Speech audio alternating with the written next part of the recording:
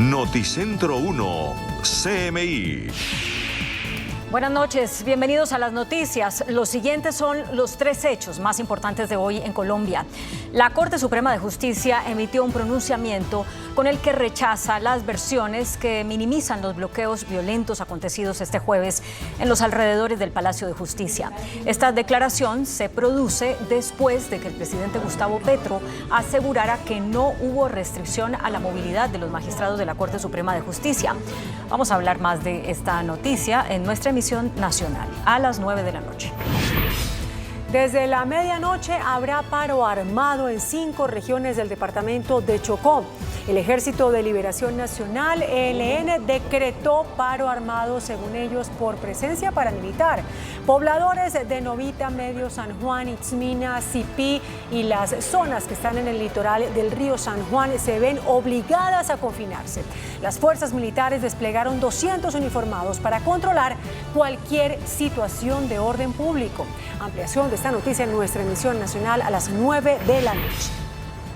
Vuelven las pirámides financieras. La Superintendencia de Sociedades informó que cada semana aparece una captadora ilegal de recursos del público.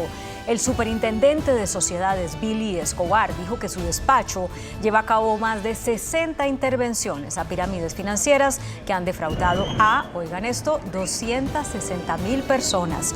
El funcionario alertó sobre el auge de esquemas defraudatorios ante la proximidad del pago de las cesantías. Vamos a hablar más de esta noticia en nuestra emisión nacional a las 9 de la noche. Las siguientes son las noticias más importantes del mundo hoy. Primer ministro de Israel ordena lanzar ofensiva contra Rafah, en el sur de Gaza, y ordena a los palestinos de la zona evacuar. Presidente Biden indignado defiende su salud mental tras afirmaciones del fiscal especial, quien dijo que tiene problemas de memoria. Chile se despide del expresidente Sebastián Piñera en un funeral de Estado. Revelan comprometedor video de Jair Bolsonaro con sus ministros, en el que estaría instigando un golpe contra la victoria de Lula. El primer ministro de Israel, Benjamín Netanyahu, le pidió a su ejército elaborar un plan de evacuación para los refugiados antes de dar inicio a la ofensiva en Rafah. Luego de dar la orden de iniciar ofensiva en la ciudad de Rafah, Netanyahu solicitó al ejército preparar un plan para evacuar a la población de refugiados antes de una esperada invasión israelí a la ciudad del sur de Gaza. Esta decisión se produce luego de que el Departamento de Estado de Estados Unidos dijera que una operación militar sin una planificación de evacuación para los civiles sería un desastre. Y es que en Rafah se refugian al menos 1,5 millones de palestinos que han huido de otras partes de Gaza. Por su parte, las Naciones Unidas dijeron que los civiles necesitan ser protegidos y no debería haber ningún desplazamiento masivo forzado. We would not support in any way forced displacement which goes against international law. Pero Israel sostiene que Rafah es el último bastión de Hamás que queda, por lo que necesita enviar tropas para completar su plan de guerra contra el grupo terrorista. Una victoria absoluta.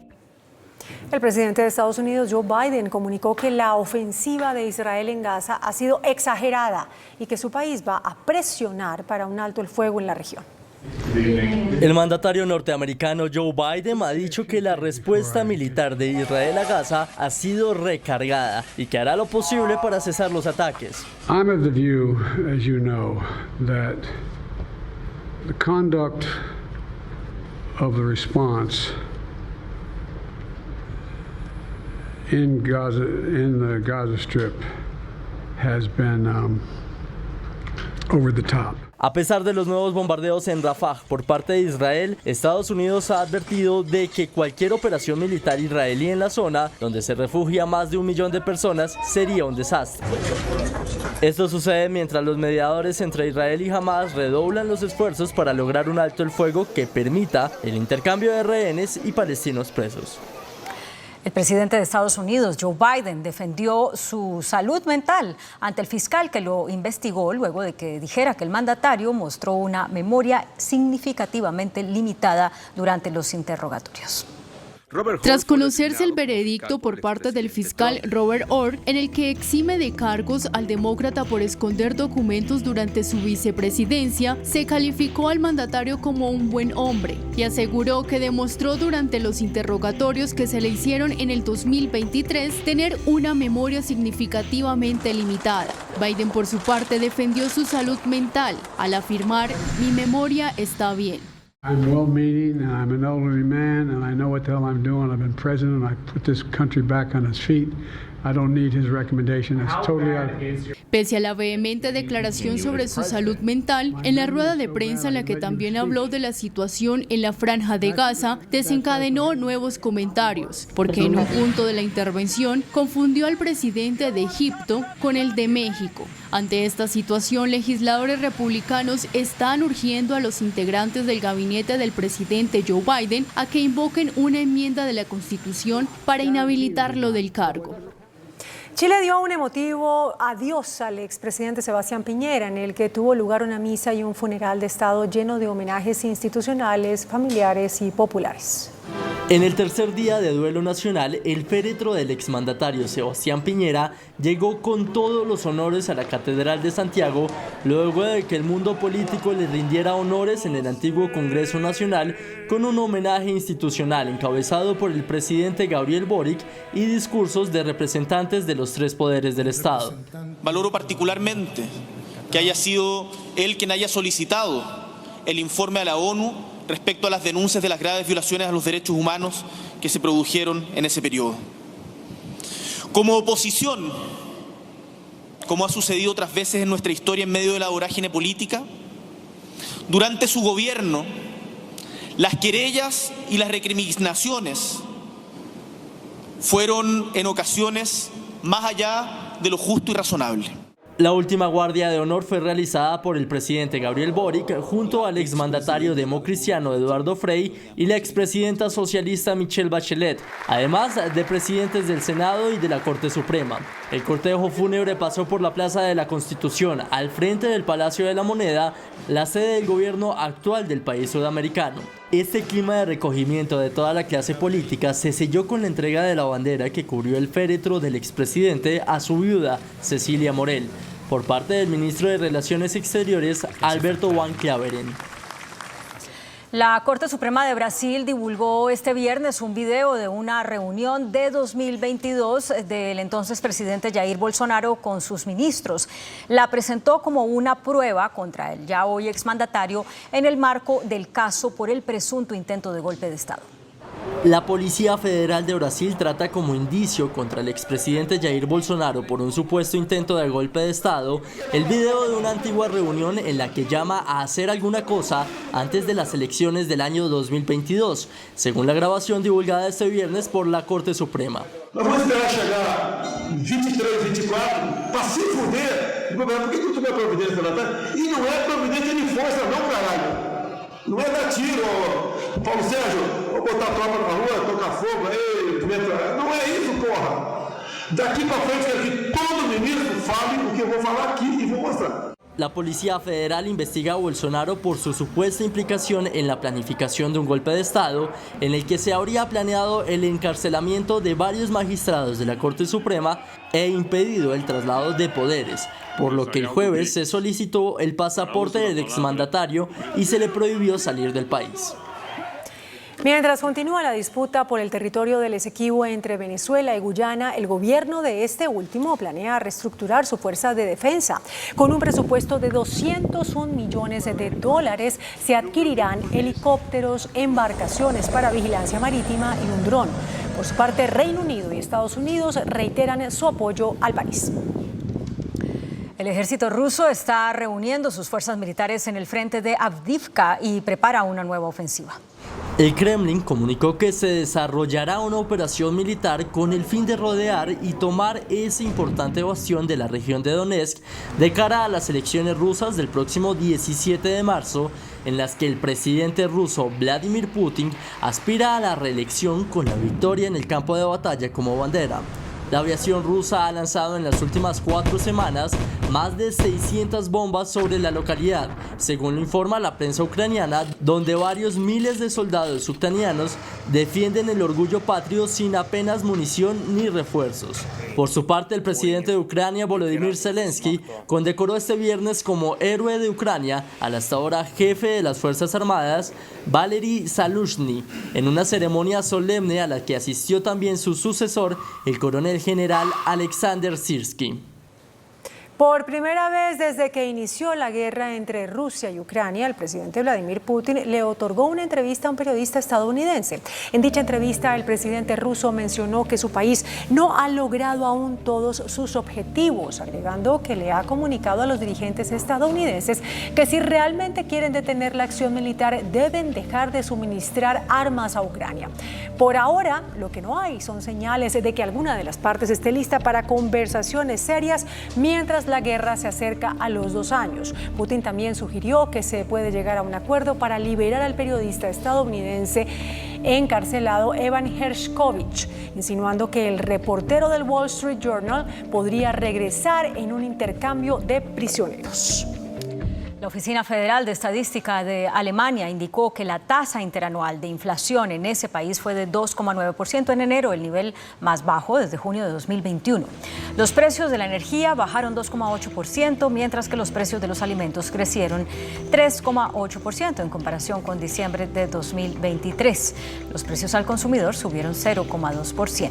Economistas proyectan que la inflación seguirá bajando, aunque el ritmo puede ser más lento debido a la normalización de las tarifas del IVA en el sector de restaurantes. En lo que va del año, un volcán de Islandia entró en erupción 2 veces, provocando un río de lava nunca antes registrado.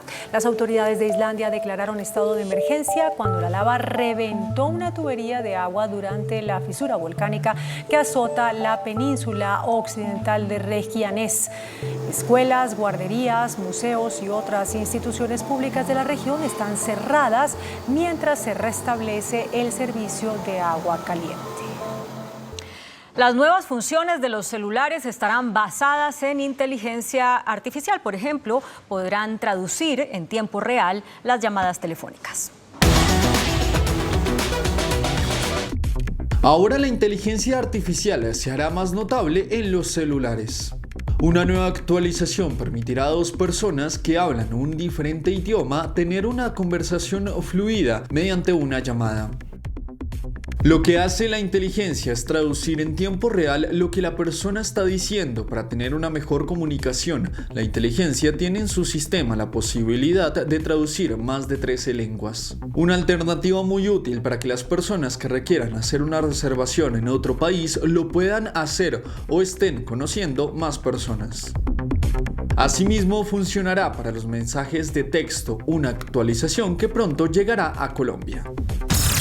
CMI presenta Pregunta a Yamil. Muy buenas noches.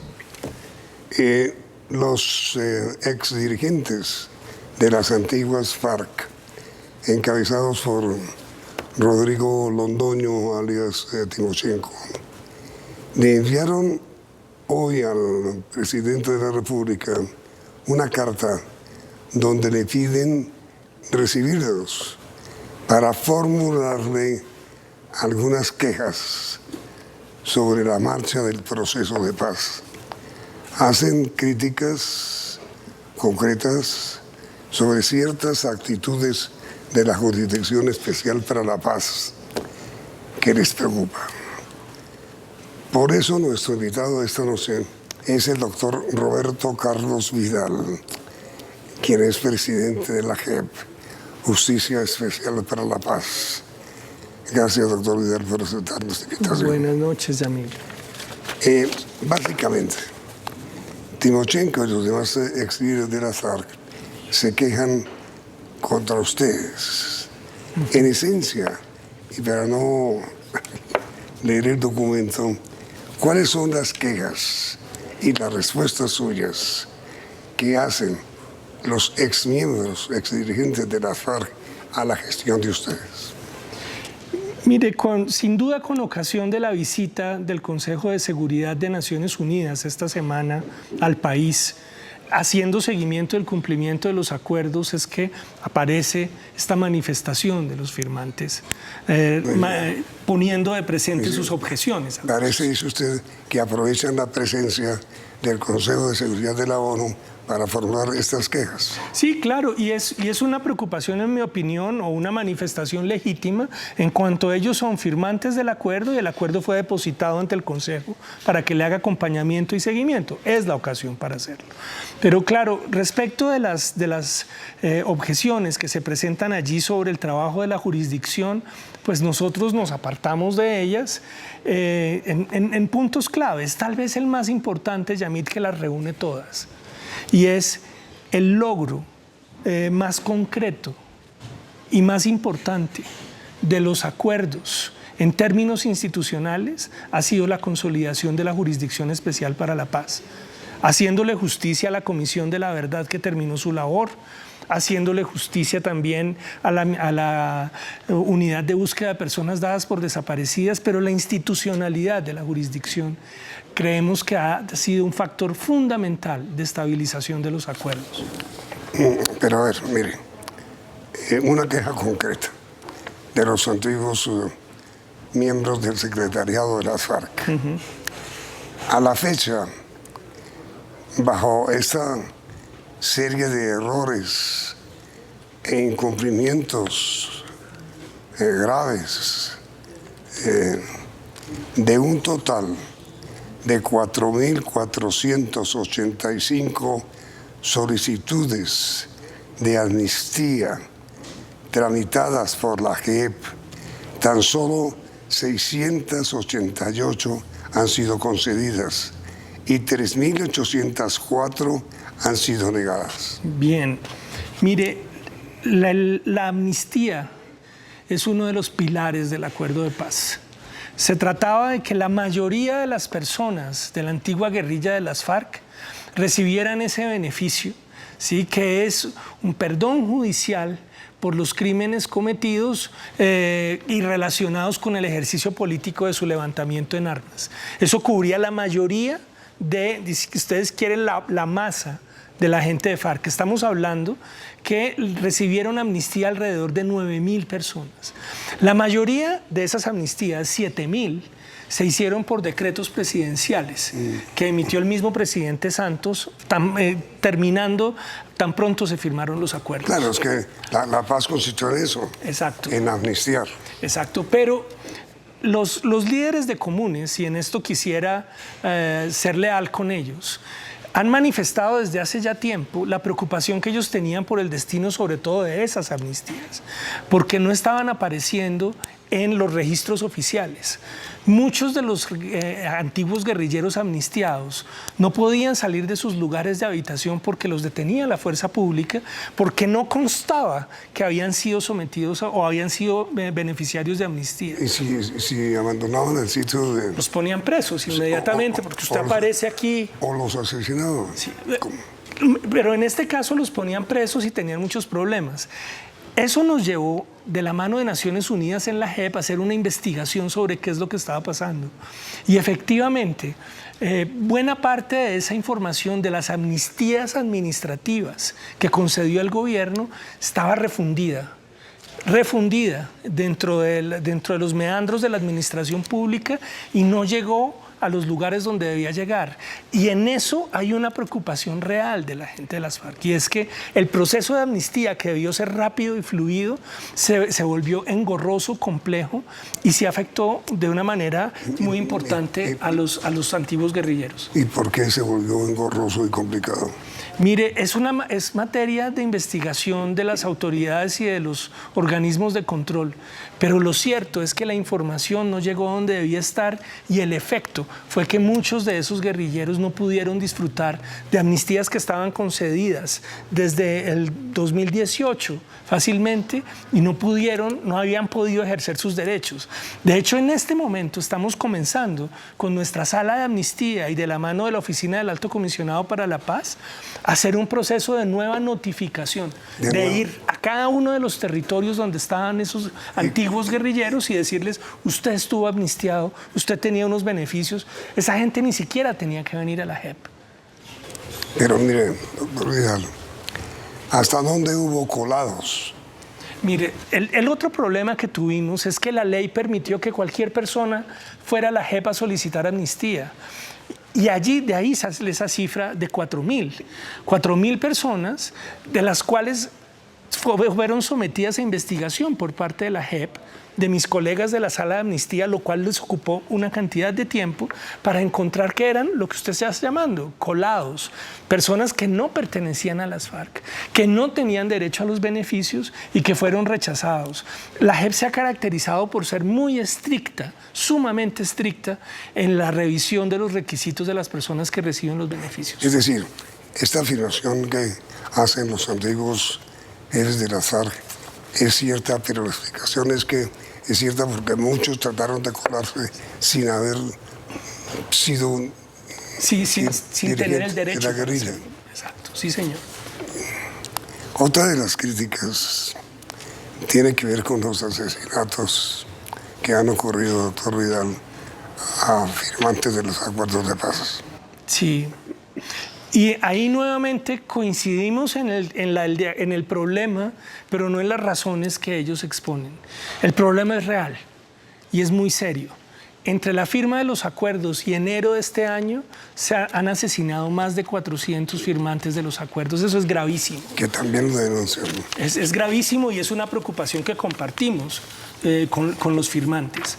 Ahora, pero sobre este punto de los asesinatos de los firmantes del acuerdo de paz, lo que uno se pregunta es, ¿ustedes qué tienen que ver con eso? Sí, esa no es una obligación nuestra, sí. pero mire esto. Sin ser una obligación nuestra, es obligación de la fuerza pública, de los organismos de seguridad. Nosotros abrimos un proceso que se llama medidas cautelares, que es órdenes que da, eso está a cargo de una sección de la jurisdicción, la sección de ausencia de reconocimiento, ha dado órdenes a la fuerza pública, al ejército, a la policía, a la Unidad Nacional de Protección, para que intensifique las medidas de protección de esos firmantes, ¿sí? Incluso nos estaban explicando los colegas que cuando, por ejemplo, la Unidad Nacional de Protección les dijo que no podía aumentar la protección porque no tenía dinero, los colegas de la JEP llamaron al Ministerio de Hacienda y dieron órdenes para que el Ministerio de Hacienda remitiera los fondos para poder hacerlo. Gracias a eso se ampliaron los mecanismos de protección. Con eso lo que le digo es, esa no es una obligación de la JEP, pero es una preocupación de la JEP. Para nosotros la protección de los derechos de los comparecientes es sumamente importante. Por eso sentimos que no se compadece con nuestros esfuerzos en la carta atribuir la responsabilidad por esa inseguridad a la JEP, cuando es un asunto mucho más estructural en el Estado y en el que nosotros más bien hemos contribuido. Pero, a ver, miren, uno de los acuerdos que logró el expresidente Santos, cuando logró la paz del país, es obtener de parte de las Naciones Unidas una verificación de la marcha de los acuerdos. Sí, señor. Por eso acaba de regresar, de venir a Colombia, el Consejo de Seguridad de la ONU, que estuvo además reunida con usted. Sí, señor. ¿A qué conclusiones llegaron en la JEP luego de esta reunión con el Consejo de Seguridad de la ONU? Bien, mire, el Consejo de Seguridad es si quiere, la autoridad más importante de las Naciones Unidas y en el mundo. Claro, ellos están encargados ni más ni menos que de garantizar la paz en el planeta. Ellos hacen seguimiento a todas las guerras, a todos los conflictos y a los procesos de paz. Es el oficio del Consejo de Seguridad. Vinieron todos sus miembros y los recibimos en la plenaria de la JEP, todos los magistrados. Es muy interesante que en la perspectiva que estos señores y señoras tienen, que es una perspectiva comparada, ¿sí? Esta es la gente que está enfrentando el tema de Gaza, el tema de Ucrania, ¿sí? Los temas de las guerras en África. Y ellos nos dicen, mire, las palabras que usaron fueron muy interesantes. Nos dijeron, los felicitamos porque ustedes mantienen Colombia, no la JEP, Colombia, mantiene el espíritu de búsqueda de la paz, ha creado instituciones para buscarla y sigue haciendo esfuerzos negociados por conseguirla. Y eso, en el contexto de este mundo lleno de guerras, tiene un valor inmenso. Y yo creo que es un valor que la nación colombiana no ve, que es nuestro enorme esfuerzo por construir la paz, que por supuesto no es fácil, tiene muchos problemas, pero que es reconocido por todo el mundo. Ustedes, doctor Vidal, en el Tribunal de Paz, la JEP, tienen un término de 7 años, ¿ves? Sí, señor. Sí, señor. Y termina su gestión. Sí. ¿Llevan ya 3, 4? Sí, nos quedan... Nosotros originalmente teníamos 10 años para hacer teníamos 10 años para hacer las investigaciones y 5 años más para terminar los juicios. Este es un tribunal de 15 años. 15 años en términos personales parece mucho, pero institucionales es mínimo. De esos años hemos ya utilizado 6. Y para las investigaciones en concreto nos quedan 2 años para hacer 11 macrocasos, que es uno de los temas incluso que preocupa a las personas de las FARC. El año pasado, la JEP terminó de abrir sus macrocasos, que son 11, de los cuales más o menos 5 hace investigación sobre actividades de las FARC. Mire, doctor Vidal, en la mencionada carta de los dirigentes, exdirigentes de la antigua FARC, hay esta frase. En algunos casos aseguran que la JEP en este momento es la principal causante del aumento de las filas de los grupos armados ilegales y de la violencia. Grave acusación.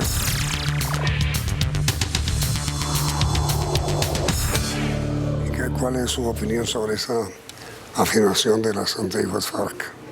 Pues coincido con usted que es una afirmación muy grave y que a nosotros nos parece inadmisible. E inadmisible porque con mucho conocimiento de causa entendemos que fenómenos como la reincidencia o la disidencia de miembros de la antigua guerrilla tienen una complejidad muy grande, ¿sí? Tiene que ver con la emergencia de nuevos grupos, tiene que ver con situaciones regionales, tiene que ver con dinámicas de violencia, pero yo creo que de manera alguna puede atribuirse a los procesos de la JEP esa reincidencia. ¿Y por qué además se lo digo con conocimiento de causa? Mire las cifras que nosotros tenemos. Tenemos 9.000 personas sometidas a la jurisdicción, ¿sí? Fácilmente el 90% de esas personas han cumplido sus compromisos. Nosotros tenemos bases de datos con direcciones, ¿dónde están? Y esas personas siguen atendiendo sus compromisos. La deserción y la reincidencia son realmente mínimas y es una de las cosas que ha observado el Consejo de Seguridad. ¿Sí? El proceso colombiano se caracteriza por un margen bastante pequeño de reinserción, de reincidencia o disidencia. Entonces, por supuesto que no compartimos esa afirmación y mucho menos que se pueda atribuir a la labor legítima en derecho que realiza la JEP. Y la delegación que acaba de reunirse con ustedes de las Naciones Unidas, ¿estuvieron de acuerdo con esta conclusión? Mire, ellos lo que afirmaron era que habían entendido bastante bien la dinámica del tribunal y de cómo funcionaba. Le estoy hablando de personas que son expertas en que teníamos preguntas sumamente concretas sobre el tipo de cuestiones que realizábamos, preguntas sobre nuestros casos, sobre el tipo de investigación y sobre cuestiones como los máximos responsables y los casos más graves y representativos. Ellos reconocieron en la JEP no solo que la JEP está funcionando, que eso pues creo que es muy importante, sino que hoy en día, y esto es dicho por ellos, la JEP constituye un modelo de estructura judicial que podría replicarse en otros procesos de paz en el mundo. Pero hay una cosa que no se entiende, doctor Vidal. ¿Por qué por primera vez las antiguas FARC se alejan un poco de la JEP? Porque hasta el momento siempre se haya oído comentarios más o menos satisfactorios cuando hablaban sobre la JEP en las antiguas FARC. ¿Qué fue lo que deterioró esas relaciones? Mire, primero yo no estoy tan de acuerdo con que haya un deterioro más allá de la carta. Porque pues esa carta... No, es que se lo digo, esa carta está ahí, pero el 100% de las personas de las antiguas FARC sometidas a la JEP han reconocido su responsabilidad, lo que quiere decir que están sometidas al proceso, están avanzando y están entrando perfectamente en lo que estamos haciendo. ¿Y entonces qué sentido tiene esta carta? Sí, mire, yo le atribuyo el sentido de la voz que quiere levantar comunes o la organización que representan los firmantes en el contexto de la visita del Consejo de Seguridad de Naciones Unidas y por supuesto una cuestión que también está pasando. Le reitero, los aportes de verdad de la jurisdicción también están esclareciendo situaciones que no eran conocidas antes y que comprometen no solo al caso de las antiguas FARC, también a miembros de la fuerza pública y terceros. Y eso yo creo que genera mucha tensión. En algún momento, recientemente en diciembre, decía el presidente Santos en una conmemoración del acuerdo de paz, y yo creo que tiene razón, decía, algo estará haciendo muy bien la JEP cuando de lado y lado de las partes que ellos están juzgando hay preocupación por sus alcances. O sea, nosotros estamos primero siendo muy simétricos, siendo muy neutrales, muy rigurosos en nuestra investigación, pero la investigación sí está mostrando la gravedad del delito en el conflicto armado. Pues, a ver, doctor Diala, es que hasta el momento, en general, el país tenía una muy buena idea de la JEP, en el sentido de que el tribunal estaba funcionando. Pero de pronto aparece esta carta de los antiguos miembros del Consejo Mayor de las FARC que no tiene explicación, porque frente a la creencia general de que el tribunal estaba funcionando bien, aparece después este documento con el agravante, doctor Vidal, de que desconocen su existencia, sino se dirigen directamente al presidente. Sí, señor. Creo que ahí también hay una actitud que nosotros vemos y registramos con mucha reserva respecto de esa carta. Y es lo siguiente, allí la posición que reclama los miembros de la antigua guerrilla es la de firmantes del acuerdo. Es la gente que se sentó en La Habana, el gobierno y las FARC, a diseñar el acuerdo, lo que ellos se imaginaron, las expectativas que tenían, lo que ellos creían. Pero ese acuerdo fue introducido a la Constitución Política y en la Constitución Política se creó la jurisdicción. Nosotros no respondemos a la mesa de La Habana, no respondemos a las partes negociadoras, nosotros solo como autoridad judicial respondemos a la Constitución Política y a sus autoridades. Y yo creo que ese es un error en el que se puede estar incurriendo, que se pueden sentar quienes negociaron el acuerdo a decirnos cómo nosotros lo aplicamos. Y eso en este momento es absolutamente independiente. Nosotros somos un organismo judicial independiente que tiene los criterios sometidos a derecho.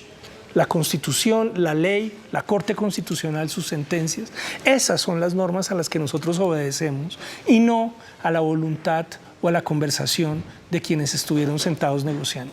Ahora, doctor Vidal, a ustedes les falta muchísimas conclusiones sobre lo que ustedes llaman macrocasos. Sí. ¿Cuántos faltan? Mire, nosotros terminamos nuestro proceso de apertura de macrocasos el año pasado. Son 11. ¿Sí? ¿Van cuántos? De los 11 estamos trabajando en ellos. ¿Sí? De esos 11 hemos empezado a cerrar 3, 4 con investigaciones que se han ido concluyendo. Están divididos en comisiones. Sí, sí. Y entonces vamos avanzando en resultados parciales. Simultáneamente. Exacto, simultáneamente. De esos 11 macrocasos, a lo menos 5 tienen que ver con las FARC. ¿Sí? En esos 5 macrocasos se investigan cuestiones como el secuestro, Ese todavía no ha salido. De ese ya tenemos resultado de investigación y ya está en proceso pero públicos. Sí, hemos tenido el final de la investigación y ya próximamente este año tenemos la primera sentencia sobre eso, sobre secuestro. Hasta ahora sentencias no han dictado, ¿no? No, claro, no tenemos sentencia justamente porque estaban terminando las investigaciones. Pero quisiera insistirle, los casos contra las FARC, secuestro, reclutamiento forzado, violencia de género o violencia sexual, pero también estudiamos los crímenes contra la UP, pero también la intervención de las FARC en ciertos territorios contra grupos étnicos afros e indígenas. Digamos que hay un grupo de casos que lo que hace es una investigación muy a profundidad no sobre el levantamiento de las FARC, eso no lo investigamos nosotros, es por eso ellos fueron amnistiados. Nosotros investigamos son los graves crímenes que ellos cometieron en su actividad guerrillera. Los graves crímenes que ellos cometieron, los graves crímenes van a ser sancionados. Sí, señor. Es absolutamente sancionados, y este es un tema que ellos proponen, y sancionados no solo como habrían imaginado en La Habana, o era el deseo de las FARC, que se sancionara a los 7 miembros del antiguo secretariado de las FARC y nadie más. No, aquí nosotros hacemos una investigación muy seria sobre quiénes fueron los máximos responsables de esos crímenes, y por supuesto que no son solo esos 7 señores, son muchas personas de las FARC, pero les reitero, a ellos no los estamos juzgando por su levantamiento, por haber sido guerrilleros, por su insurgencia, no, por eso fueron amnistiados, eso se negoció en La Habana. Nosotros los estamos juzgando es que haciendo eso cometieron graves crímenes, lo mismo que pasa con la fuerza pública. Nosotros no juzgamos a un militar por ser militar, él era un funcionario público, lo juzgamos porque haciendo eso cometió graves crímenes internacionales, eso es lo que juzgamos nosotros. Miren, mi pregunta final, doctor Vidal, y se la hago con muchísimo respeto. Un expresidente de Colombia dijo alguna vez a personas cercanas a él que era alguno de sus ministros: miren, cuando tenga un problema grave en su despacho, nombre una comisión. En el caso de ustedes, por eso le digo que la pregunta es con todo respeto. ¿No son ustedes miembros de esa comisión de que hablaba el expresidente que lo mencioné? Pues creo que es muy al lugar lo que está diciendo, porque nosotros justamente no somos una comisión, somos una alta corte, somos un tribunal, y un tribunal de delitos internacionales. Esa es una diferencia muy grande. ¿Cuándo van a fallar? Pero inmediatamente. Mire, haga usted las cuentas.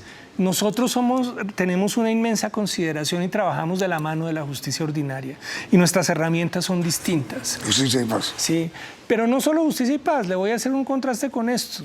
En la justicia ordinaria, la labor de la fiscalía investigando el robo de un celular dura en promedio 4 años para que llegue un fallo. Nosotros en 6 años hemos producido resultados de investigación solo para comenzar sobre 20.000 secuestros, sobre 6.000 falsos positivos, en 6 años. Entonces, creo que soy uno de los convencidos de que el trabajo que estamos haciendo es un trabajo célere, eficiente, y que estamos mostrando resultados. ¿Cuándo saldrá el primer gran fallo? La primera sentencia sale a mediados de este año, que tiene que ver con el caso 1, justamente sobre las FARC. Bueno, doctor Vidal, muy amable por haber aceptado esta invitación, y le deseamos mucha suerte en el porvenir con los fallos que el país espera. Muchas gracias. A usted, doctor Vidal, muy amable. Y a ustedes, televidentes, gracias por la sintonía, y los invitamos a continuar aquí en Noticentro 1 CM. CMI presentó Pregunta a Yamil.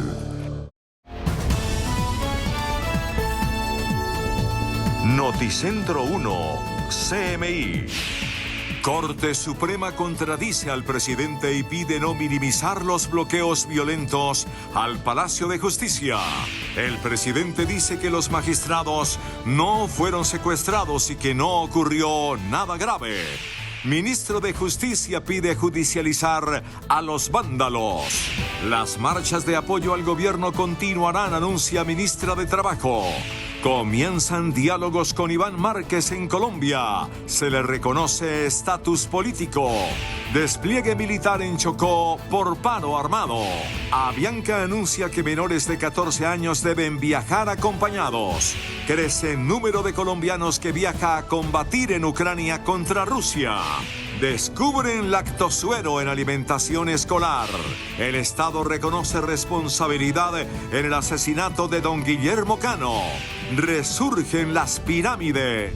Iniciamos nuestra segunda hora de noticias. La Corte Suprema de Justicia contradijo hoy la posición del presidente Gustavo Petro sobre la magnitud de los hechos de ayer en las inmediaciones del Palacio de Justicia. El alto tribunal pidió respeto a los actores que están minimizando la magnitud de lo sucedido. En un breve pero contundente mensaje en la cuenta de la red social X, la Corte Suprema de Justicia le pidió respeto a los dirigentes que están desconociendo los bloqueos violentos que acontecieron este jueves en el Palacio de Justicia, con ocasión de la sala en la que votaron para elegir a la fiscal general de la Nación. Ante versiones públicas dirigidas a minimizar la gravedad de los hechos registrados el jueves en los entornos del Palacio de Justicia, la Corte Suprema ratifica la magnitud de lo ocurrido, descrita en comunicado emitido con ocasión del bloqueo a su sede judicial. ¿De dónde salió esta fantasía noticiosa? El pronunciamiento se produjo después de que el presidente de la República, Gustavo Petro, hiciera una fuerte declaración desde Cartagena, cuestionando las denuncias de los magistrados de la Alta Corte y de algunos periodistas que cubrieron los ataques de ciertos individuos intolerantes. En la mañana de hoy se reunió la Sala de Gobierno de la Corte para discutir sobre los actos de presión que acontecieron con ocasión de la elección de la fiscal general. La democracia queda en vilo. Y es que el presidente Gustavo Petro minimizó los hechos registrados en la Corte Suprema de Justicia. Aseguró que no hubo secuestro de los magistrados y que nunca se impidió su movilidad. El presidente Gustavo Petro respondió a la lluvia de críticas por las protestas en el Palacio de Justicia que terminaron en disturbios. No hubo ningún magistrado herido, no hubo ningún magistrado sacado en helicóptero y no hubo un secuestro. Siempre pudieron salir y entrar como quisieran. Es más, no salieron porque ellos le dijeron al general de la policía que no querían salir, sino que iban a trabajar más. El gobierno explicó por qué, si el bloqueo empezó sobre el mediodía, solo intervino la policía hasta las 5 de la tarde. El general de la policía llegó caminando y entró al Palacio de Justicia y habló con los magistrados que le dijeron además, no hay necesidad, porque yo di la orden de despejar la zona y ellos dijeron que no había necesidad. Los magistrados salieron de sus carros. ¿De dónde salió esta fantasía noticiosa? Para el mandatario hay un claro interés de la derecha con la desinformación. Los que hacen esto son amigos de Trump, lo tengo que decir. Pero hay un objetivo detrás. El objetivo detrás es que no se escoja como ordena la Constitución, ella sí lo ordena, fiscal. Las declaraciones del jefe de Estado se dieron durante la cumbre de gobernadores en Cartagena. Por su parte, el ministro de Justicia, Néstor Osuna, pidió a la policía y a la fiscalía identificar y judicializar a los vándalos que bloquearon los ingresos a la Corte Suprema de Justicia este jueves. Dijo que el gobierno no tolera las vías de hecho. Formalmente, el ministro de Justicia, Néstor Osuna, le solicitó a las autoridades competentes personalizar, identificar y judicializar a los autores de los bloqueos ayer a la salida de la Corte Suprema de Justicia. Respetamos el derecho a la protesta, pero por supuesto que no conectamos con vías de hecho ni con actos criminales y hemos solicitado, y yo mismo le solicito a las autoridades judiciales que investiguen y esclarezcan la autoría de las personas que bloquearon por unas horas las salidas del Palacio de Justicia, porque eso no puede ocurrir, eso es violación de derechos y eso no forma parte de la manifestación. Según el ministro, el gobierno del presidente Gustavo Petro respeta la independencia de poderes y la majestad de la justicia. El gobierno acata, respeta y obedece todas las decisiones de los jueces, de la Corte, respeta también sus tiempos y está comprometido en la protección de su vida, de su dignidad, de la independencia, no solo formal sino material, para que puedan ejercer sus funciones. El ministro Osuna insistió en que el trabajo entre el gobierno y las Cortes es armónico. Para el ministro de Defensa, Iván Velázquez, los hechos registrados en la Corte Suprema nunca pusieron en peligro a los magistrados del alto tribunal. Desde la cumbre de gobernadores que se llevó a cabo en Cartagena, el ministro de Defensa, Iván Velásquez, aseguró que los magistrados de la Corte nunca estuvieron en riesgo tras las manifestaciones a las afueras del lugar y que solo un grupo de 5 personas intentó entrar al Palacio de Justicia. No hubo nunca en el día de ayer un peligro para los magistrados ni para quienes se encontraban en el Palacio de Justicia. La Policía Nacional siempre tuvo la posibilidad cierta de intervenir. Por su parte, el director de la Policía Nacional señaló que la situación siempre estuvo controlada. Cuando yo llego al Palacio de Justicia, doy instrucciones para que parte de los funcionarios, de manera voluntaria, los que quisieran salir a pie, lo pudieran hacer en esa zona que comunica el Palacio de Justicia con la Plaza de Bolívar. Y muchos salieron a pie porque se habilitó una salida. Agregó que por orden del presidente se adelanta la investigación para identificar a las personas que trataron de ingresar y materializar su captura. Por su parte, Carlos Ramón González, director del Departamento Administrativo de la Presidencia, aseguró que la intervención de la policía se postergó por petición de los magistrados. El gobierno nacional insiste en que hay algunos sectores de derecha que quieren minar la relación del Ejecutivo con la Corte Suprema. De manera malintencionada se ha querido mostrar como que el gobierno nacional no protege la Corte. Quiero aclarar que en primer lugar la disposición y la orden a la policía fue intervenir en el momento en que se conoció de los posibles saboteadores que bloqueaban los accesos a la Corte Suprema de Justicia. Según el director del Departamento Administrativo de la Presidencia, el manejo que se le dio al bloqueo en la Corte fue agradecido por los magistrados. El expresidente Fernando Castillo y el presidente actual de la Corte, el doctor Chaverra, me reiteraron su agradecimiento por la intervención oportuna y eficaz del Gobierno Nacional y de la Policía Nacional. Todo se resolvió sin violencia.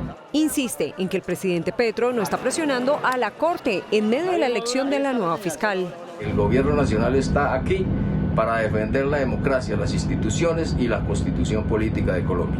Explicó que fueron los magistrados los que pidieron a la policía abstenerse de usar la fuerza para dispersar a los manifestantes. La ministra de Trabajo, Gloria Inés Ramírez, anunció que serán convocadas nuevas marchas en apoyo al gobierno.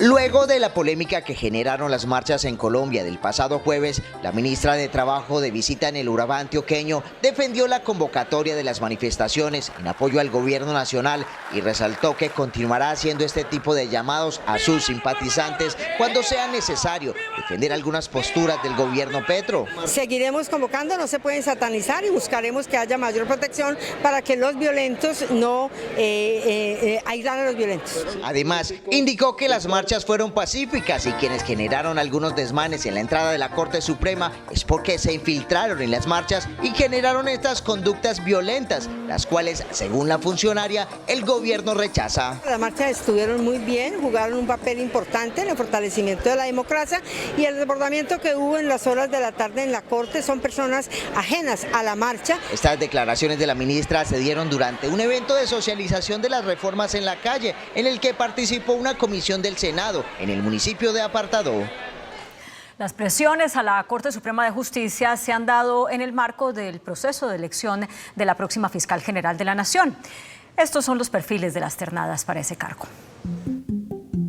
La próxima fiscal general saldrá de una terna que presentó el presidente Gustavo Petro con 3 aguerridas penalistas: Luz Adriana Camargo, Ángela María Buitrago y Amelia Pérez Parra.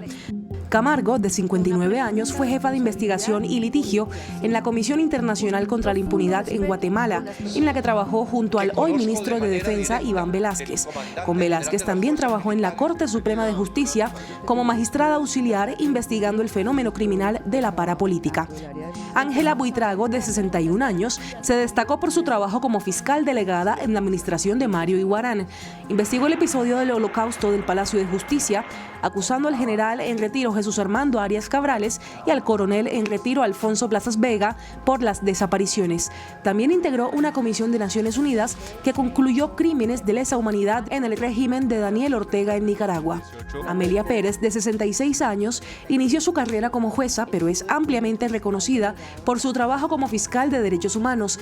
Lideró importantes investigaciones sobre el accionar paramilitar, esclareciendo episodios como la masacre del Aro, la de Mampuján y la de Puerres. También investigó el homicidio de la excongresista Marta Catalina Daniels y el atentado terrorista al Club El Nogal. Por amenazas, Pérez salió al exilio en 2003 y vivió 9 años en Canadá. Preocupación por la polarización política, la crisis social y la falta de confianza de los ciudadanos en las instituciones, expresaron hoy los obispos del país al término de su Asamblea General. La declaración de la Iglesia Católica se da al término de la Asamblea número 116 de Obispos que sesionó toda la semana en Bogotá. El encargado de leer el pronunciamiento del secretario general de la Conferencia Episcopal, Monseñor Luis Manuel Ali. Preocupación por la situación de Colombia.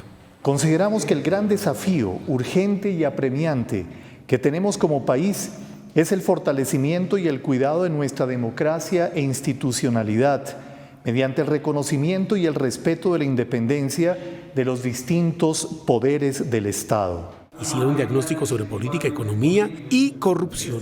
En lo político, el fenómeno de la polarización hace cada vez más difícil y lejana la posibilidad real de construir un proyecto conjunto de país y de acordar las correspondientes reformas que permitan su concreción y desarrollo. Y expresaron su preocupación por la desconfianza que tienen los ciudadanos en quienes los dirigen. Encontramos el descrédito y la desconfianza en las instituciones, la persistencia de la corrupción que permea nuestra cultura y la inoperancia de los sistemas de control del Estado. La falta de articulación de liderazgos interinstitucionales a nivel regional y nacional. Los obispos insistieron en su pedido de que los dirigentes le bajen al lenguaje ofensivo y violento. El presidente de la Jurisdicción Especial para la Paz, Roberto Vidal, le respondió al presidente Gustavo Petro sus recientes críticas en las que habló de falta de verdad judicial. Tras un encuentro con el Consejo de Seguridad de Naciones Unidas, el presidente Petro expresó que hay incumplimientos en el acuerdo de paz, refiriéndose concretamente a la verdad judicial del conflicto que investiga la JEP. Pero hay una tensión allí que también hay que poner de presente y tal vez tenga que ver con lo que dice el presidente, y es que en la jurisdicción nos toca hacer una selección de lo más grave y representativo del conflicto, pero de ninguna manera la JEP tiene la función de investigar todo lo que sucedió en el conflicto. Vidal defiende la labor investigativa de su jurisdicción. Siempre habrá víctimas, siempre habrá personas diciendo esta parte o aquella no apareció en la JEP, pero lo que nosotros logramos fue tener un consenso muy grande sobre que los 11 macrocasos que estamos haciendo sí son y sí reflejan lo que las víctimas nos solicitaron en sus informes. El gobierno y la segunda Marquetalia de Iván Márquez anunciaron el inicio formal de un proceso de diálogos sociopolíticos con miras a un posible acuerdo de paz entre las partes. Este proceso parte del reconocimiento político como grupo rebelde que entrega el gobierno a esta disidencia de las antiguas FARC. En la declaración conjunta del gobierno y la segunda Marquetalia, dicen las partes que llegaron a un acuerdo para iniciar formalmente un proceso de diálogos sociopolíticos conducentes a la firma de un acuerdo de paz. Pues sería la tercera negociación, el tercer diálogo que se abre oficialmente. Con el anuncio de hoy de iniciar formalmente este proceso de paz con una organización armada rebelde, se parte entonces ya de que se le está dando el reconocimiento político a la segunda Marquetalia. El pronunciamiento conjunto del consejero comisionado Oti Patiño e Iván Márquez señala justamente que se inicia un proceso de paz entre el gobierno nacional y una organización armada rebelde. De esa manera, esa discusión queda zanjada. La segunda Marquetalia anuncia su desmarque total con los secuestros económicos y la extorsión. Las dos partes coinciden en adelantar un proceso de paz sin incumplimientos ni entrampamientos. ¿Hubo acaso una manipulación de carácter judicial o con fines de un falso proceso judicial para acabar con el proceso de paz que se estaba realizando con las extintas FARC. La mesa arranca un año después de haberse llegado a un preacuerdo entre el entonces comisionado Danilo Rueda e Iván Márquez, y luego de que el gobierno tomara la decisión de darle estatus político a la segunda Marquetalia, un nuevo proceso con una nueva organización. En la medida en que se trata de un proceso nuevo, de una organización nueva, no pareciera estar en discusión un eventual retorno a la JEP. Ahora se viene la elaboración de la agenda, los protocolos de negociación y la instalación de la mesa de diálogos. Para esta medianoche está convocado un paro armado en al menos 5 municipios del Chocó, promovido por la guerrilla ELN. La fuerza pública inició un despliegue de efectivos para evitar la parálisis de actividades. El temor y la zozobra se apoderan de comunidades del departamento de Chocó. El Frente de Guerra Occidental Omar Gómez del ELN emitió un comunicado y un audio que presuntamente sería de uno de sus cabecillas. La orden del grupo armado afecta a al menos 10.000 personas. Decretamos paro armado indefinido en los ríos San Juan, Cipí y Cajón a partir de las 00 horas del día 10 de febrero del año en curso, con el fin de salvaguardar la vida e integridad de la población no combatiente. Invitamos a la población a que se abstengan de moverse para evitar incidentes. Según el Ejército de Liberación Nacional, grupo armado que tiene vigente un cese al fuego con el gobierno nacional, la decisión la tomó por presencia paramilitar en al menos 5 municipios de Chocó. La situación humanitaria en el departamento sigue siendo precaria. La presencia de paramilitarismo arrecia contra la población humilde de este territorio. Ante la amenaza de paro armado, las fuerzas militares se vieron obligadas a realizar el despliegue de tropas por tierra y río, 200 militares. Fortalecen la presencia institucional del territorio sobre los ríos Atrato y el río San Juan, y específicamente sobre el área del municipio de Cipí en el departamento del Chocó, precisamente para llevar paz y tranquilidad a los pobladores de esa área. Municipios como Novita, Medio San Juan, Itzmina, Cipí y los pobladores que están en el litoral del río San Juan se ven gravemente afectados por este paro. Un profesor de la Universidad de Antioquia fue secuestrado por el ELN en el sur de Bolívar. Le diría que siga luchando, que su labor es muy bonita, que lo extrañamos y que por favor vuelva pronto. Así fue el angustioso llamado que hizo Marcela Jiménez, una de las 4 hijas de John Jairo Jiménez Cuesta, un politólogo de la Universidad de Antioquia que salió a cumplir una misión con la Coordinación Étnica Nacional de Paz desde Medellín hacia el sur de Bolívar. Nos dimos de cuenta que fue secuestrado cuando estaba realizando su labor como mediador entre el ELN y un grupo de mineros del corregimiento de Micuamado en el municipio de Bolívar. La mujer relató que en la última llamada el líder social le dijo que estaba en el río Magdalena y le exigió al ELN, que recientemente prorrogó el cese al fuego con el gobierno, la liberación inmediata del líder de 50 años.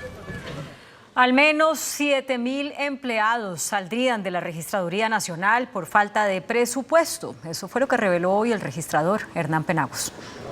De acuerdo con el registrador nacional, 7.000 funcionarios saldrán de esta entidad el próximo 15 de febrero, lo que significa una reducción de más del 60% en el personal debido a la falta de presupuesto. Salen los 7.000 por cuenta de no tener los recursos, ni se apropiaron los recursos para este año, y lo que nos corresponde es tratar de hacer gestión para por lo menos tener la posibilidad de avanzar en el año, sobre todo en los temas de registro e identificación, con 1.500 o 2.000 de ellos. Sin embargo, hoy no tenemos los recursos, luego tendremos que trabajar con los funcionarios de planta que tenemos. Aseguró que aunque es un tema de austeridad por no ser este un año electoral, la operatividad de la registraduría quedaría a medias. En Colombia hay cerca de 800 registradurías que después del 15 de febrero van a quedar solamente con el registrador y ningún funcionario auxiliar de apoyo. Las declaraciones se dieron durante la cumbre de gobernadores realizada en Cartagena. El presidente de la Asociación de Generadores de Energía, Alejandro Castañeda, sostuvo que el nivel de los embalses aún no genera riesgo para el normal suministro de energía. En el reporte de XM Operador del Mercado Energético, el nivel de los embalses bajó a niveles de 53,7%. En el último mes la reducción ha sido de 22,7% cuando se ubicaban en 69,7%. Pese a la disminución, los embalses se mantienen por encima de los niveles de riesgo. Estamos unos 6 puntos porcentuales por arriba, es decir, estamos al 53,7% y el nivel crítico para esta semana sería de 48%, entonces estamos todavía con ese colchoncito, lo seguimos teniendo. El dirigente reportó una participación de la generación térmica del 30%, garantizando el suministro de energía en el país. Vamos muy bien, el sector está muy bien. El nivel de embalse está bien y tenemos térmica suficiente para poder subir y aportar más en caso de que se necesiten. Las medidas del gobierno en materia financiera a las comercializadoras, la flexibilización de contratos y los aportes de excedentes de energía surten efecto en el mercado. La alcaldía de Bogotá suspendió la licitación del tramo sur del Corredor Verde por la carrera séptima.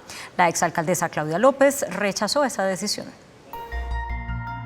El tramo del proyecto del Corredor Verde de la carrera séptima, del cual la exalcaldesa Claudia López había dejado abierta su licitación pese a la solicitud de Carlos Fernando Galán de no hacerlo, fue suspendido por la administración del nuevo alcalde de Bogotá. Ese tramo es el que va desde la calle 24 hasta la calle 99. Si arrancamos una obra por la carrera séptima en el mismo corredor casi que oriental de la obra del metro, hemos tomado la decisión de suspender la licitación hasta tanto no revisemos las modelaciones. El tramo que va desde la calle 100 hasta la 200 continúa con normalidad, pues ya se había dejado contratado. Sigue avanzando sin ningún problema de la 99 a la 200. Esta decisión de suspender la licitación de parte clave del proyecto desató una drástica reacción de la exmandataria. Disientos de la decisión de suspender el corredor verde de la carrera séptima. Si cambian los diseños, botan a la caneca 72.000 millones de pesos de los impuestos de los bogotanos. Con este, son dos proyectos que habían quedado de la administración anterior que se frenan, tal y como lo había solicitado el hoy alcalde antes de posesionarse. Una mujer militar en retiro sería la primera persona de una Fuerza Armada colombiana en viajar a Ucrania a vincularse directamente en la guerra con Rusia. Dice que la necesidad del dinero que requiere para pagarse una serie de cirugías es lo que la obliga a enlistarse. Ella es Diva Quintero, la militar en retiro del Ejército Nacional de Colombia, de 39 años de edad, que viajará a Ucrania para combatir en contra de fuerzas rusas. Arriesgando antes mi vida ya, sabiendo que voy a luchar, va a conseguir dinero para luchar, para alargar un tiempo más de vida con esta cirugía, ¿no? Pero así toca. Expresa que lo hace por necesidad, tiene que pagarse un millonario tratamiento médico. Ni es un anhelo ni es un sueño, es más que todo una necesidad, de pronto una obligación, sí, un desespero de poder conseguir algo, algún recurso económico para cubrir esa cirugía.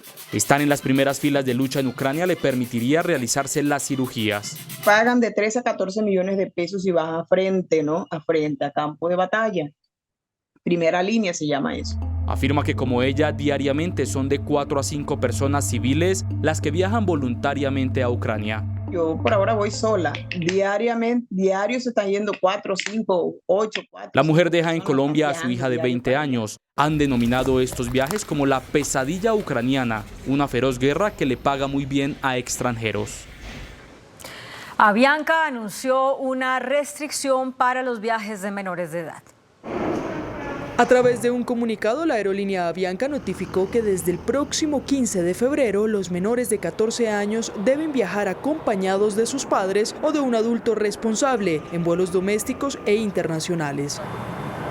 Asegura Avianca que en todos los casos debe presentarse la documentación que exige la autoridad migratoria de los países de origen, tránsito y destino. Lo anterior deja por fuera la opción de un servicio por parte de la aerolínea como menor recomendado. El INVIMA identificó exceso de lactosuero en la leche que un proveedor suministraba dentro del plan de alimentación escolar en el país. La leche de uno de los proveedores del plan de alimentación escolar de Colombia no contaba con las características de calidad establecidas en la ley debido a exceso de lactosuero.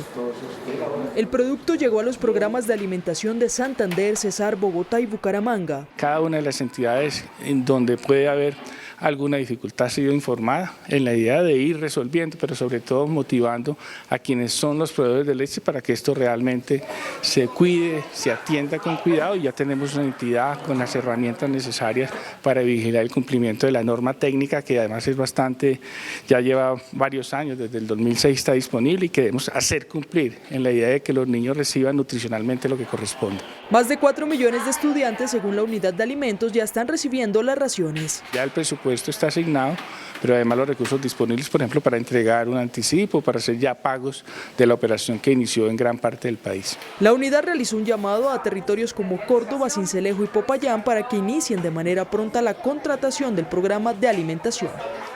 El Tribunal Administrativo de Cundinamarca dio vía libre a la elección del nuevo Contralor General y le notificó al Congreso que no hay impedimento legal para frenar el procedimiento. El Tribunal de Cundinamarca falló una tutela con la que se buscaba suspender la elección del nuevo Contralor. Esto mientras la Corte Constitucional decidía sobre una tutela del removido Contralor Carlos Hernán Rodríguez. Rechazar la demanda que buscaba por acción popular que se suspendiera ese proceso. El presidente del tribunal explica que el Congreso no tiene ningún impedimento para elegir al nuevo Contralor. En estos momentos tiene que seguir el Congreso el proceso que inició y que efectivamente debe continuar siempre que la Corte Constitucional no tome ninguna medida. Mientras la Corte Constitucional no tome una medida por vía cautelar, que era lo que se estaba pidiendo aquí para la suspensión, o no saque la sentencia en la sala plena, tiene que continuar el proceso. Hasta si no interviene y si niega la Corte Constitucional, pues termina pues obviamente el proceso de elección del nuevo Contralor. El Congreso debe elegir un reemplazo para Rodríguez para el periodo restante. El excongresista Bernardo El Ñoño Elías no será recapturado pese a que la Corte Suprema lo condenó a 3 años de cárcel por corrupción en el manejo de millonarios contratos en el extinto Fondo Financiero de Proyectos de Desarrollo. Bernardo El Ñoño Elías fue sentenciado a más de 3 años de cárcel por haber manejado de forma irregular millonarios contratos en FONADE, esto luego de que aceptara cargos. Colaboró con la Administración de Justicia a través de los institutos penales de confesión y sentencia anticipada y aceptó los hechos con ocasión a un contrato de interventoría dentro de la entidad de FONADE. El abogado del Ñoño Elías explicó que el excongresista no irá a la cárcel.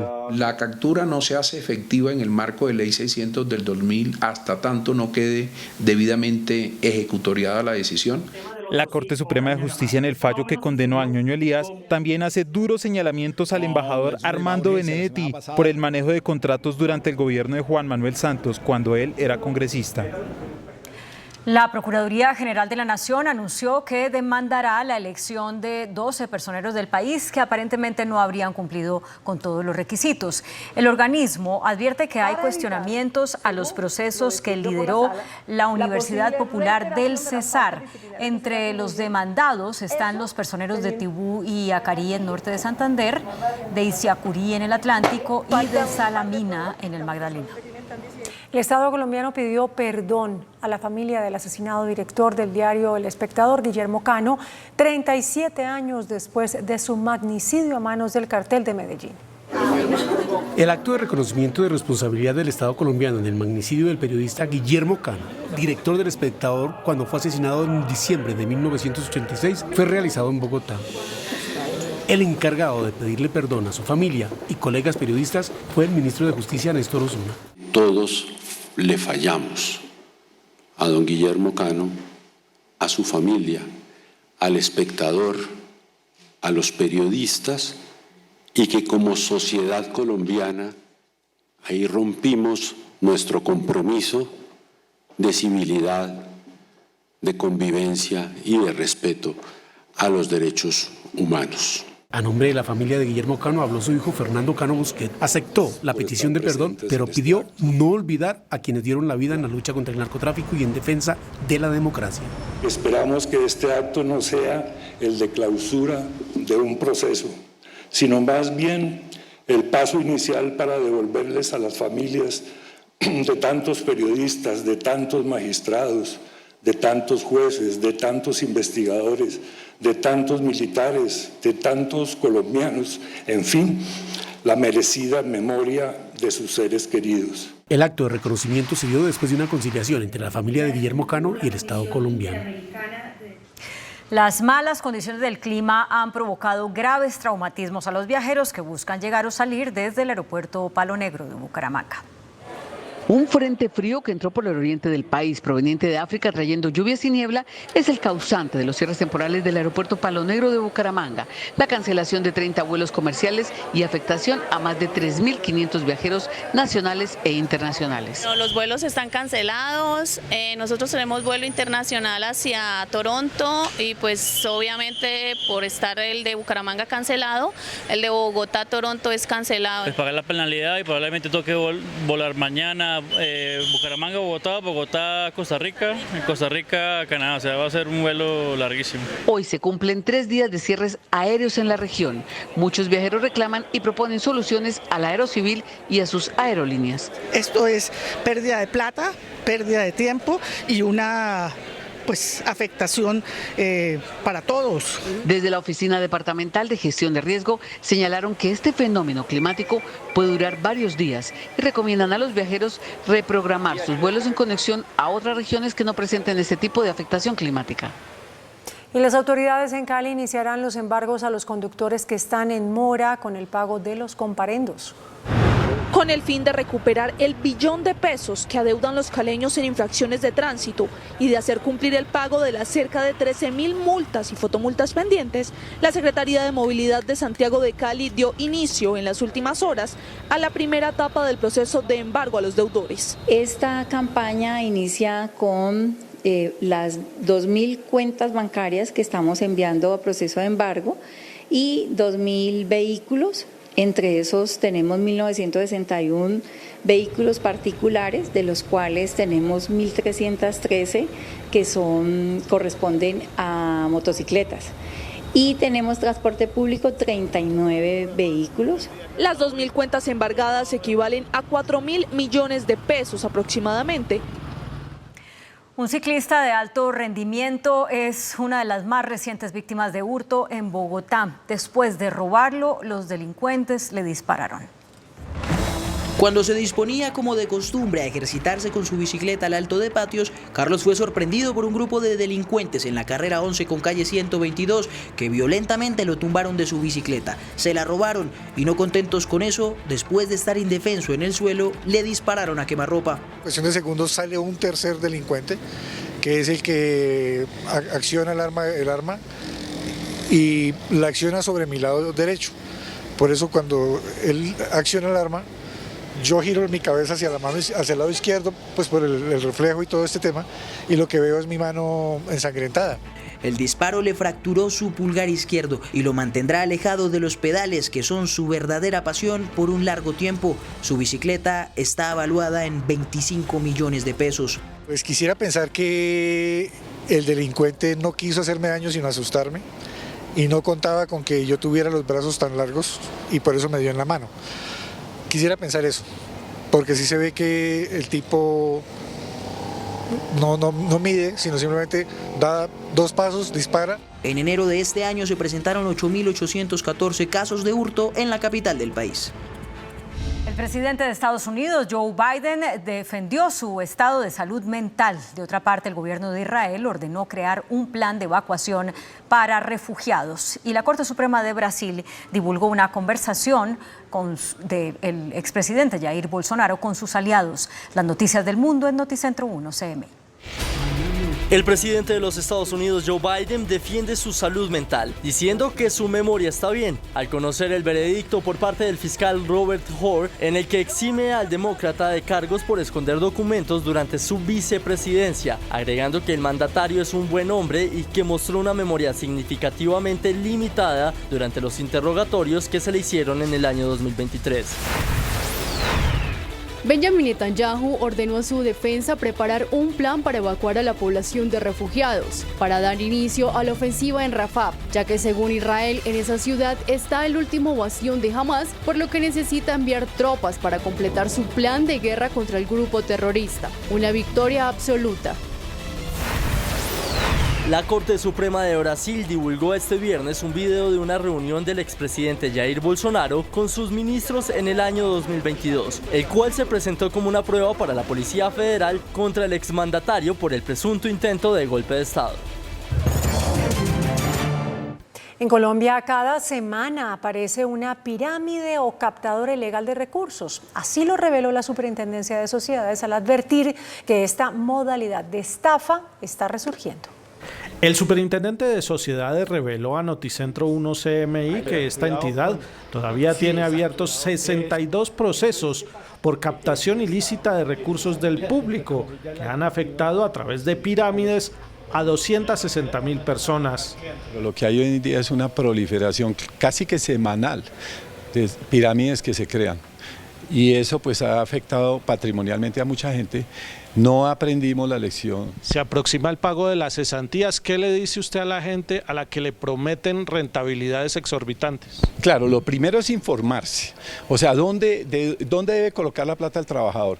En instituciones reconocidas por la Superintendencia Financiera, que sean públicamente reconocidas por la Superintendencia Financiera. Y lo otro, algo elemental, cuando uno le ofrecen una rentabilidad que se sale de lo extraordinario, eso no es cierto, nunca es cierto. Las regiones donde más aparecen en pirámides son Boyacá, Antioquia, Quindío, Risaralda, Caldas, Bogotá, Atlántico, Bolívar y Magdalena, entre otras. El ministro de Hacienda, Ricardo Bonilla, dijo que no es cierto que la financiación del Metro de Bogotá esté en riesgo. El ministro de Hacienda, Ricardo Bonilla, respondió a lo dicho por el Banco de la República frente a ser cautelosos para la baja de las tasas de interés y señaló que ya se hace necesario que el emisor tome la decisión. La tasa de intervención debería bajar hasta mínimo 8 y eso significa que en las próximas 7 reuniones de Junta del Banco, en donde se toman decisiones de tasas, tendríamos que bajar desde 50 a 75 puntos. También se refirió sobre la polémica de la asignación de recursos para proyectos de inversión en el presupuesto nacional, entre ellos el Metro de Bogotá. A ningún proyecto se le ha quitado la declaración de importancia estratégica. Lo que se está mirando y evaluando de todos los proyectos de diligencias futuras es en qué estado de avance va para saber si los recursos que están planificados en el presupuesto son los que requiere o no. Las declaraciones se dieron al cierre del Congreso de Tesorería que se realizó en la capital de Bolívar. El presidente de Asobancaria, Jonathan Malagón, reveló que el 31% de los bancos arrojaron pérdidas en 2023 y advirtió que estas entidades retrocedieron una década en colocación de créditos. A través de una videoconferencia, el presidente de Asobancaria, Jonathan Malagón, reveló que Colombia ha retrocedido una década en profundización financiera y esto como consecuencia de la caída de la cartera de los bancos. Colombia retrocedió una década en profundización financiera dado la caída de la cartera. Entonces, este sector no fue ajeno a la crisis, este sector tiene bancos perdiendo dinero como no ha tenido recientemente. Señaló que aunque el sistema financiero reportó el año pasado a 9 bancos con pérdidas, una crisis en este sistema está por ahora descartada. Los ahorradores pueden tener la certeza que Colombia no tiene una crisis financiera. Las empresas pueden tener la certeza que Colombia no tiene una crisis financiera. El presidente de Asobancaria reveló que en el 2023 la caída de la cartera fue del 6,8%. El presidente de la Agencia de Desarrollo Rural, Luis Alberto Higuera, anunció la llegada del nuevo IDEMA, con otro nombre y dedicado exclusivamente a la compra de cosechas. Se trata de la Agencia Nacional Agroalimentaria, ANA, la cual tendrá como objetivo la compra a pequeños productores, garantizando un ingreso justo. Dichas compras públicas abastecerán a entidades como el Bienestar Familiar, el IMPEC y las fuerzas militares. Venderle al propio Estado. Por otro lado, venderla al público en unas tiendas que vamos a abrir en las municipalidades y en los barrios populares que se llamarán Anitas. En el pasado, el Instituto de Mercadeo Agropecuario, IDEMA, cumplía con estas funciones, pero se liquidó en el gobierno de Ernesto Samper por malos manejos administrativos.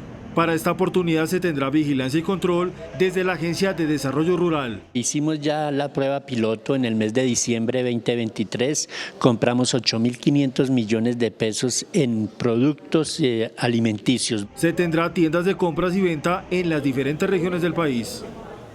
Los hoteles dejaron de recibir más de 4 billones de pesos durante el año 2023 debido a la caída de la ocupación. Esto lo reveló un informe de la Asociación Hotelera de Colombia, Cotelco. El presidente de Cotelco, José Duarte, reveló que la ocupación hotelera promedio en el país, que en el año 22 alcanzaba un 61%, en el 2023 cayó a 58%, una disminución que se mide en pérdidas billonarias para el sector del turismo. Nosotros en promedio estimamos que esto significa 2.6 habitaciones por día, por establecimiento, dejadas de ocupar. Estamos hablando de un cerca de 3.5 billones de pesos a 4.1 billones de pesos en el año dejado de vender. Según Cotelco, por las dificultades económicas, cada vez más familias colombianas se abstienen de salir a vacaciones. Que sin duda alguna el hogar colombiano tuvo que posponer esa decisión de viaje por supuesto atender unas prioridades en el hogar, ligado a la inflación, ligado a la tasa de interés alta. El gremio hotelero pide urgentemente un plan para reactivar el turismo interno. La vicepresidenta de Estrategia Corporativa de Bancoldex, María José Naranjo, anunció una nueva línea de créditos por 200.000 millones de pesos para apoyar a la pequeña y mediana empresa de Colombia. Bancoldex, en conjunto con Impulsa, anunciaron nuevas líneas de crédito para financiar las pequeñas y medianas empresas del país que buscan crecimiento en producción y que ya están incorporando la parte tecnológica en sus frentes de negocio. Son líneas especiales que salen en mejores condiciones y sobre todo que entienden muy bien la dinámica empresarial.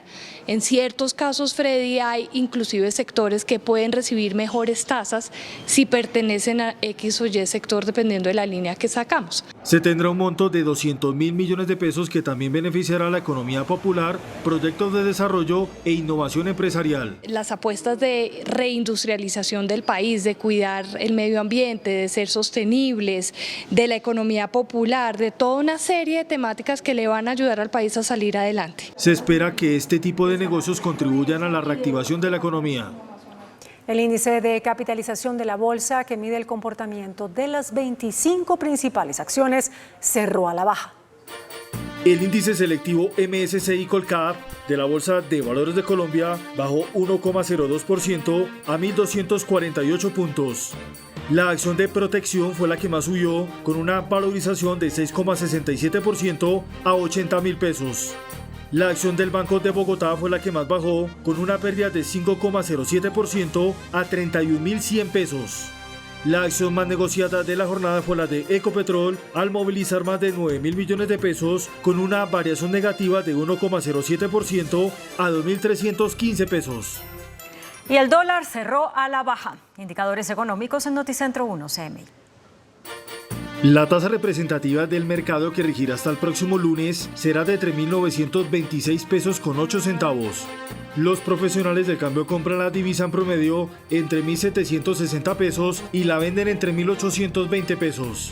Un euro cuesta 4.246 pesos con 70 centavos. La libra de café en Nueva York se cotizó a $1 con 96 centavos. El azúcar se transó en 23,99 centavos de dólar la libra. El barril de petróleo WTI se cotizó en $76 con 60 centavos. La referencia Brent para Colombia se cotizó en $81 con 93 centavos. Una acción de Ecopetrol cuesta 2.315 pesos. Hasta aquí Noticentro 1 CMI.